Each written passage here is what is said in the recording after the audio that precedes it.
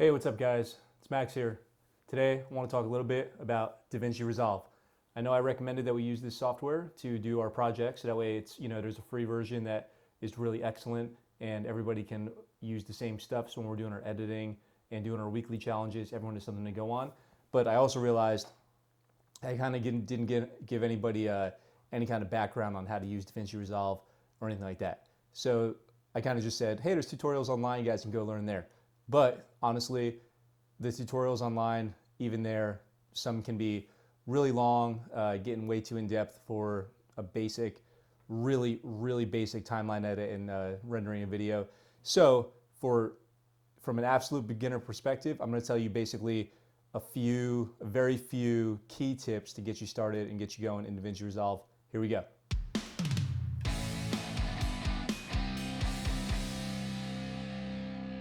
So you open up Vinci Resolve. I've got it down here on my desktop, and I've downloaded some stock footage that I'm going to use as an example.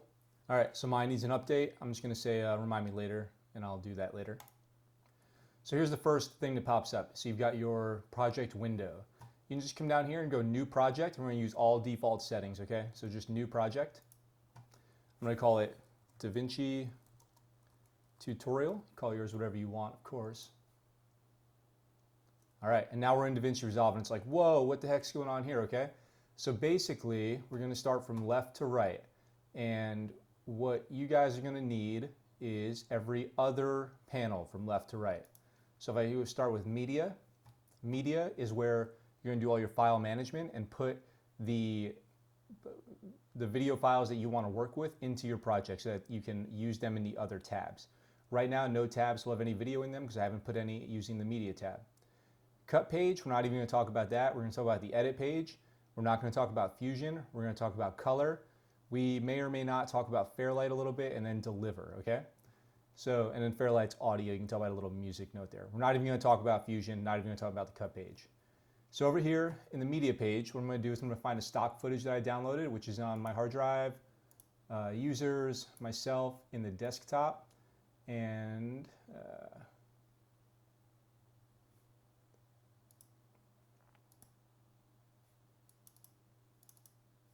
here it is. So over here on my desktop, I've got this 4K footage of the Rocky Mountains. I'm going to drop that into my media pool. Just always click change, whatever it says, just click change. Then you can watch it up here, but you can't really do any editing with it or anything like that. So for that, I'm going to come over to my edit tab. So my edit tab, really quick, let's see, let me close all this stuff up here. So I just got rid of all my windows. So all the windows that you want to have pop up, if you get rid of them or you want to, if you accidentally get rid of them, they're up here on the top. So you can open up your media pool, your effects library, your edit index if you want to. I don't. So let's go like this. This is the pretty basic stuff. So media pool, effects library. This is where your viewer is, so to see what you're actually working with. And then over here, I want my inspector and maybe my mixer to look at my audio levels. Inspector is going to tell us like how to rotate the clip, to change the volume depending on what clip you have selected. I'll get to that in a moment. So really quick, up here in my media pool, I've got the footage of the 4K Rocky Mountains. I'm going to just left click and drag that down to my timeline, and there it is. There's no audio in this one, so I've got a video track, video 1. Audio 1, there's no audio on this track. And you know what, maybe what I'll do is I'll go into the meetup group folder that I have here, and I'll drop in my intro because that has some audio. So let's say we'll do 2 clips. So you don't have to start at the media page. That's a good place to start for organization, but you can also just open up a folder on your desktop and drag, or anywhere that you have your video files, and drag them directly into your timeline, and that'll work too. So you come down here, you see I have audio waveforms. Now you might not see the waveforms, but they're very important. So you can always come up here on a little toolbar to this, and here's your timeline view options. So for your timeline view options, if you want your video to be bigger, smaller, your audio bigger, smaller, and you always want to be able to see your waveforms, which it's this icon right here. It's a little hard to tell what that is, but I'll just click it on and off a few times so you can see what that is. Now, having waveforms on is very important because when you're looking for a certain point in the audio, like a clap or something, you can find it by looking at the audio waveform. It's going to be extremely valuable to you. So we'll close this up for now. Turn down the volume on my computer so that's not too loud. And let's scrub through our timeline. So if I just click up here anywhere, I can pull this red bar, which is our timeline. And if you watch what happens on my timeline here. When I get close, right here, when I get close to this, it'll click into place. See that? See how that clicks into place? That's because I have the magnet icon on. So with the magnet icon on, it'll snap to the beginning and the end of clips, which is definitely useful. You for sure want that. Link, if link is on and you have a clip, it'll always move the audio and video together. If you unlink it, and I'll deselect it here, and I pick the video, now I can move the video independently. And just like in any other computer software, the hotkey to undo is Command Z, Command or Control Z. So I'll Command Z that and put that back where it came from. Spacebar is to play, and there's basically 2 hotkeys that I'm going to teach you. Not even going to go over all this stuff, okay? Because I'm just going to teach you exactly what you need to know to get started. So the 2 hotkeys are B and A. B is for blade. Blade puts a cut in your timeline and splits your clip, audio or video clip, into 2 places. And A is for the arrow tool. That's your basic tool, the one that I've had selected up until this point. So let me split this clip from the Rocky Mountains up into 2, and I'll put my intro in the middle, okay? So what I'm gonna do is grab the B key here. You see my icon turn into the razor blade, if you can kind of tell what that is. And if I click, I now have split this into 2 clips. So now I can move this one around, I can move this one around, and just for an example here, let me delete this clip and show you something, which is one my timeline slid to the left there to go back to the beginning. But that footage is still there existing on this clip. So if I click this clip and hover over it to where I get the 2 brackets and pull it out, I get all that back. That footage didn't go anywhere. It's still part of the clip. I just said I only want to play the clip from point A to point B where I made the cut. So let me blade that again and cut it, and I can drag this stuff over here.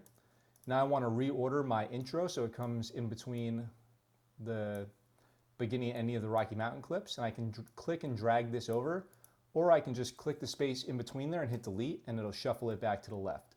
So now if we watch this through, I've got a little bit of the Rocky Mountains, which then turns into my intro that you guys see on every episode, including this one, and then that fades out, and then it will go back to the Rocky Mountains. And then it'll play to the end.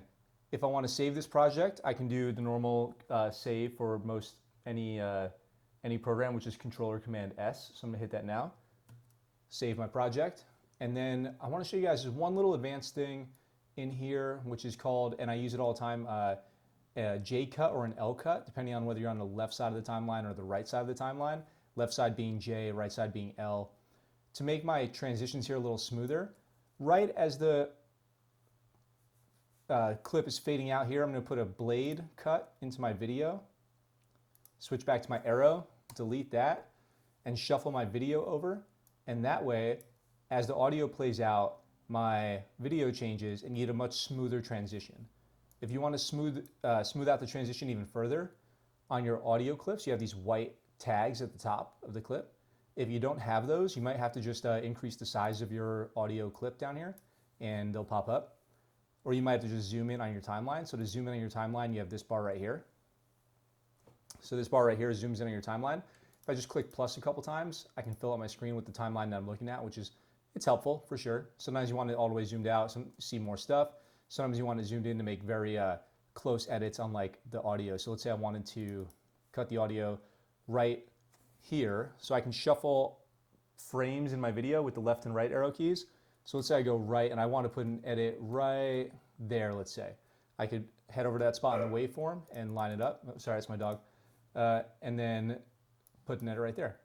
So if you pull this over to the left and smooth it out with this, the audio will fade out down to 0 over the length of that curve.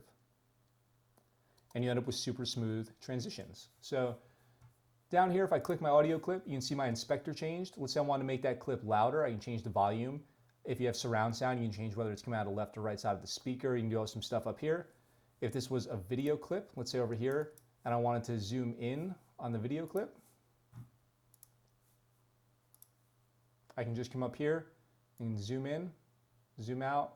If I unlink this, I can distort it, which is not what I wanted to. Let me get back to the original. You can rotate it. You can, yeah, you guys can see what you can do up here. play around. I won't get into it too far, but all that stuff's in the inspector. So play through your clip, should be on normal. Intro plays,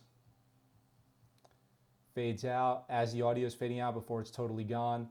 So anyway, definition of a J cut and an L cut is you have your audio pass over to the next clip and fade out, so you don't get a sharp drop off in your audio as you're transitioning from clip to clip. It's going to make everything a lot smoother. I definitely recommend J cuts on the left, L cuts on the right. The reason it's called that is because over here where this video clip, where these two clips are, this looks like an L. If it was over here, it would look like a J. So J cuts and L cuts. All right, that's all I'm going to talk about over here. Let's head over to the color tab. So in the color tab, really quick, yours might look like this. What we want to see generally is our timeline, which is all of our clips in the timeline that you can shuffle through. Seeing the clips is really helpful, so you just click from clip to clip. Clips will appear here in the clips section in the order that they are in your timeline. And nodes. So DaVinci is a node-based system. So I'm only going to teach you one hotkey here in nodes, and that is Alt-S. So you can always Alt-S and add a serial node. And these work, here's your original video, and you can add layers to this, and each one will continually affect the video down to your video output, which is over here. So as they're linked in order down here, you can see, you can drag them around. Each one's affecting the video one at a time. You can always delete them. So I'm just going to work with two nodes. So let's go to this first clip right here. So we'll color grade our Rocky Mountains clip a little bit. So if I add a serial node here, I like to leave the first one just basically untouched. In the second one, I'll go to my my primary wheels down here, which are lift, gamma, gain, and offset. Another way to view this is shadows, midtones, highlights, and then the whole image in general. You can start out by clicking this auto button, which is going to do some stuff to the video, try to balance it out, add some contrast. It's definitely mixed results. So let me just click it real quick and see what happens. All right, so this definitely changed our video quite a bit. If I want to see what it looked like before and after, I can come up here and just Command D for disable. So that's what it looked like before. That's what it looked like after. And we'll just leave it, okay? Not too bad. Let's say a very popular look in video is that orange and teal, even though I don't feel like this video is quite appropriate for it. What I can do is down here, I can push some orange, if you look at your color wheel here, into the shadows. And I can push some orange into the highlights. Oh, maybe a little much. And then in the midtones, I'll pull some blue. Okay. So let's see what that looks like before and after. Okay.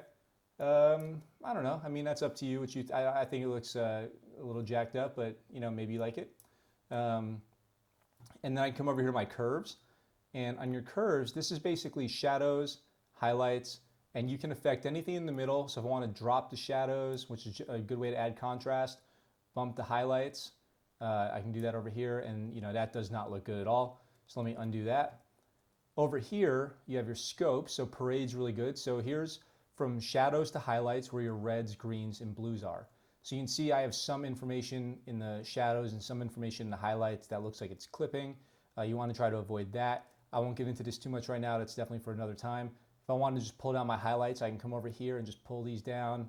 You see those reds and greens coming down. I can go just below, just until they're not clipping. I could bring the shadows up. This is not necessarily the way you want to do this, but I'll just do it real quick just to get things out of the clipping range. All right, so now we can see everything in our video. Here, if I want to do before and after, it's definitely different.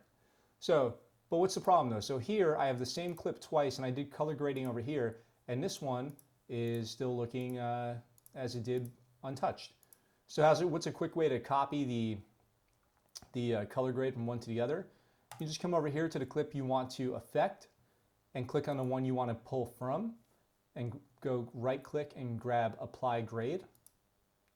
And now I've got it graded. So now I've got this whole thing. If I was to play through my timeline now, I've got my color grade applied to everything. Not my intro, that's going to stay untouched. And then I'll play into the other clip, and it's got the color grade applied. Cool. One other quick thing, if you're looking for it, is over here, if you look at these tabs, these are all different tools within DaVinci. So if we go over here to the one that looks like a target in a box, this is your tracker, and I'll just show you the stabilization one. if you want to stabilize a clip, you can come in here. This clip's pretty stable already. Looks like it was shot with a gimbaled drone. But all you have to do to stabilize this clip is click stabilize, and it will do everything. Super fast, that was real time. And if I play it back, it's gonna probably look pretty much the same. I can see down here it really didn't do anything because these are plots of what it affected. Looks like it didn't affect anything. Cool, so good to go. So you've dropped some video in the timeline. You've made some edits with the B and A shortcut. You went to the color tab. You used nodes by clicking Alt-S and you added some color. Now you want to go watch your video back. So you can go over here to deliver. Fairlight, I'll only show you one thing in Fairlight, which is, let's say here's all your audio clips that you have. I only have one. One thing you can do really quick is right click on them, click normalize audio levels to -9, which means the loudest sound in your video will be -9 dB.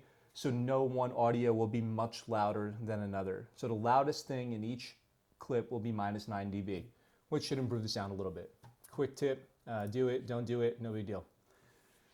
When it comes to rendering out, don't change anything here. Just leave everything default. You're gonna get great results with what's defaulted here. As you get more advanced, you can kind of figure out if you want to change some stuff for your videos, maybe make it 4K or whatever it is, anamorphic aspect ratios. But for us, we're just gonna do absolute default. So I'm gonna call this DaVinci tutorial, if I can type. For the location, I'm gonna make it my desktop because it goes into the DaVinci folder by default. So I'm gonna set it to my desktop. I'm going to not change, everything else exactly the same. Down here is my clips, down here is my timeline.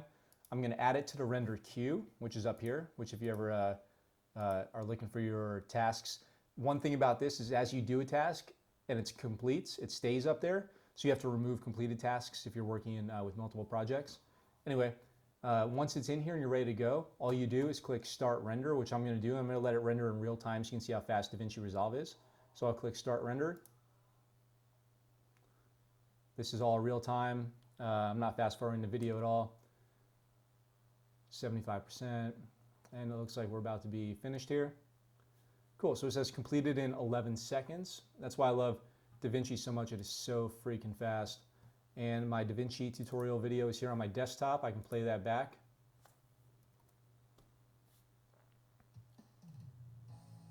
Audio's working, everything sounds great, looks good. It's in full HD. Back to the clip of the Rocky Mountains. Very nice clip. Good job to whoever shot this. And that is a real quick down and dirty tutorial on how to get started with DaVinci Resolve. Drop your media in, head to the Edit tab. Shortcuts there are B and A, blade and arrow.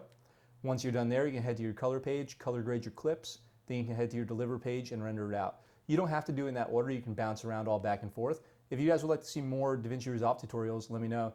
This one was really about just very basics getting started because I know some of you might be feeling a little overwhelmed when you see that page the first time.